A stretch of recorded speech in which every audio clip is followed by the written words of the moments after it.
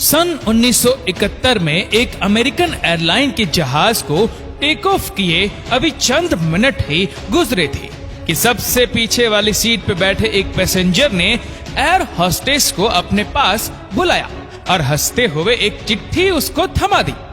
उस चिट्ठी में सिर्फ चंद अल्फाज लिखे थे जिसने पूरे अमेरिका में हलचल मचा कर रख दी। वो पैसेंजर कौन था और FBI आज तक उसको जिंदा या मुर्दा क्यों नहीं ढूंढ पाई?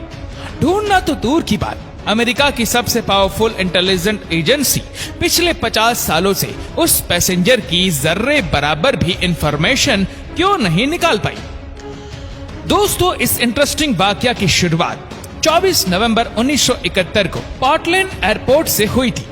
एक शख्स जो बिजनेसमैन लगता था, उसने पोर्टलैंड से Seattle का टिकट बुक करवाया और सीधा जहाज की तरफ बढ़ने लगा।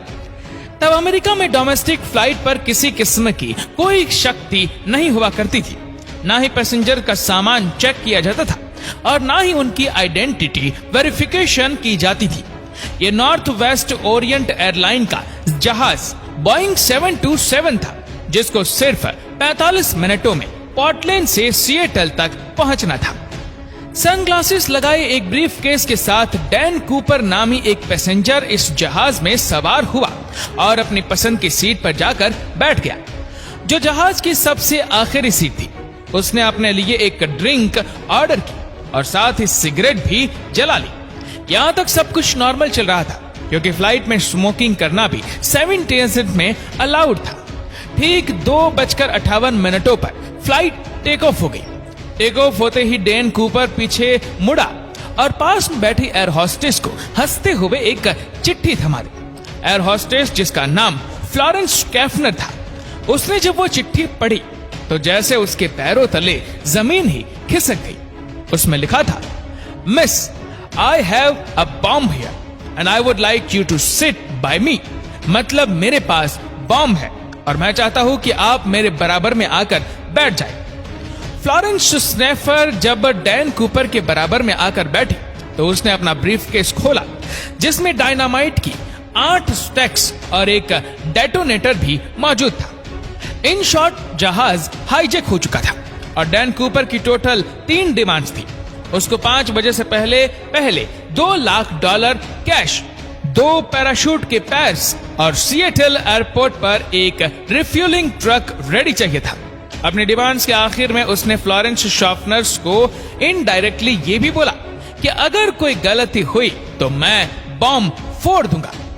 डैन कूपर के अलावा इस जहाज में 35 पैसेंजर थे, जिनको पीछे जहाज में होने वाले इस वाकये का बिल्कुल भी इल्म नहीं था।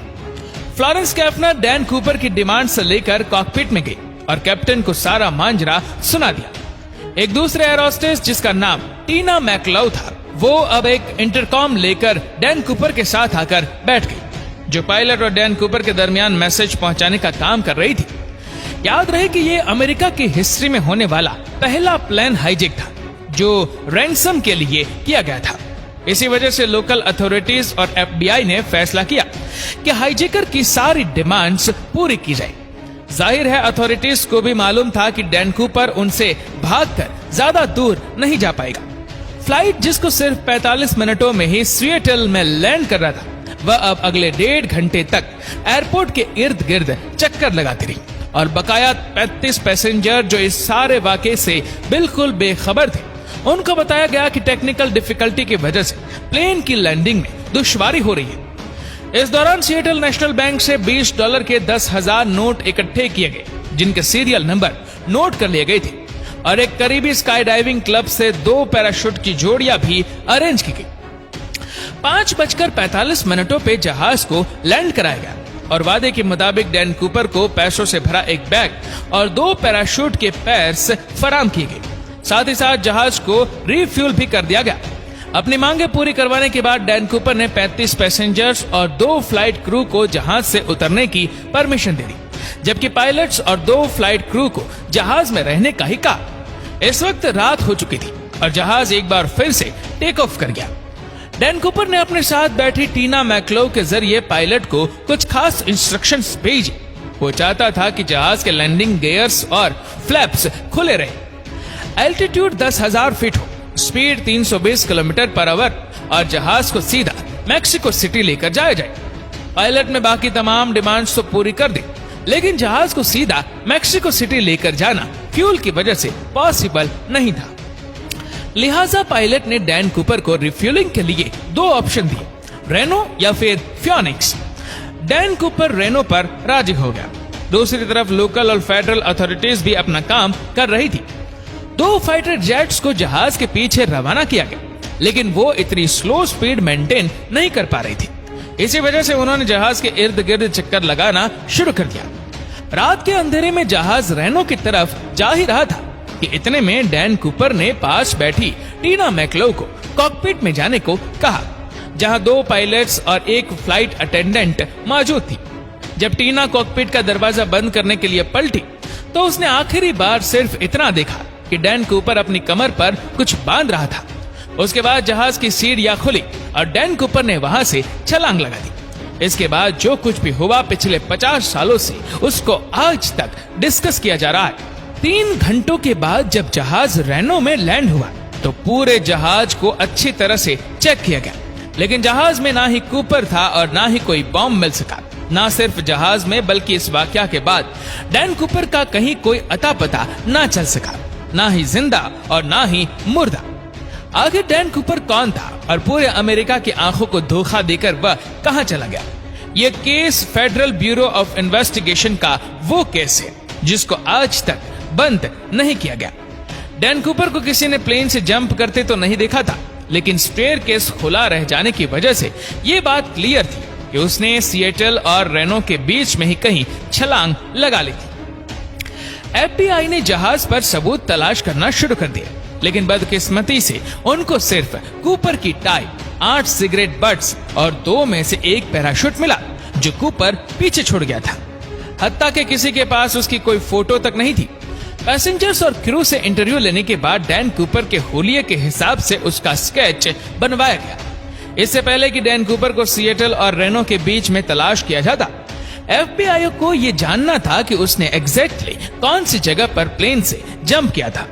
ये जानना ज्यादा मुश्किल नहीं था क्योंकि जहाज ऑटो पायलट पे था, यानी जिस रास्ते पर जहाज फ्लाई कर रहा था वो ऑलरेडी रिकॉर्डेड था। जहाज की स्पीड और एल्टीट्यूड तो पहले से मालूम था ही, साथ ही साथ फ्लाइट रिकॉर्डर की मदद से मालूम पड़ा कि जहाज का स्टेयरकेस 8:10 पे खुला था। इन तमाम इंफॉर्मेशन की बेसिस पे डैन कूपर की ड्रॉप लोकेशन का अंदाजा लगाकर एक सर्च एरिया डिफाइन किया गया। ये 45 स्क्वायर किलोमीटर का एरिया घने जंगलात और पहाड़ों से घिरा हुआ है। एरियल टीम और लैंड सर्च टीम ने इस पूरे एरिया का चप्पा चप्पा छान दिया, लेकिन ना कूपर का कोई नामो निशान मिला और ना ही कोई ब्रीफकेस मिला या फिर पैसे। हत्ता के इस पूरे एरिया में इतनी शदीद सर्दी थी कि सबको यही लगा कि डैन कूपर मर गया होगा, लेकिन उसके बाद जो हुआ वह एफबीआई की वहमो-गुमान में भी नहीं था। अमेरिकन हिस्ट्री में पहली बार एफबीआई ने इस केस के लिए पब्लिक से हेल्प लेना शुरू कर दी। डैन कूपर का स्केच और $2 लाख के सीरियल नंबर भी अखबारों में छाया किए गए और डैन कूपर के बारे में कोई भी इंफॉर्मेशन देने पर इनाम देने का वादा भी किया गया। उनका ख्याल था कि कूपर अगर जिंदा होगा तो वह पैसे कहीं ना कहीं जरूर खर्च करेगा, लेकिन हैरत अंगेज तौर पे उस सीरियल नंबर का एक भी नोट कहीं भी दोबारा जाहिर नहीं हुआ। लेकिन मामला अभी तक खत्म नहीं हुआ था। करीब 9 सालों के बाद यानी 1980 में एक वाकया हुआ। सदर्न वाशिंगटन में कोलंबिया रिवर के किनारे एक बीच है जिसको टीना बार कहा जाता है। यहाँ एक बच्चा अपने पेरेंट्स के साथ खेल रहा था जब उसको रिवर के किनारे नोटों की 3 गड्ढियां मिली। ये $20 के नोटों की गड्ढियां थी जो टोटल $5800 बनते थे। बच्चे के पेरेंट्स ये पैसे लेकर एफबीआई के पास गए। खुशकिस्मती से इनके सीरियल नंबर उन नोटों से मैच कर गई जो डैन कूपर लेकर गया था। डैन कूपर हाईजैकिंग केस में 9 सालों के बाद ये पहली प्रोग्रेस थी, लेकिन बजाय केस को सॉल्व करने के इस वाकया ने केस को मजीद उलझा कर रख दिया, क्योंकि ये पैसे ड्रॉप लोकेशन से करीब 27 किलोमीटर दूर पाए गए थे। पहले ये समझा गया कि ड्रॉप जोन में वाक़ई लुइस रिवर में ये पैसे डैन कूपर से ही गिरे होंगे और वहां से बहते हुए कोलंबियन रिवर तक आए होंगे, लेकिन बाद में नोटिस किया गया कि कोलंबियन रिवर तो अपोजिट डायरेक्शन में फ्लो करती है, यानी ये पैसे लुइस रिवर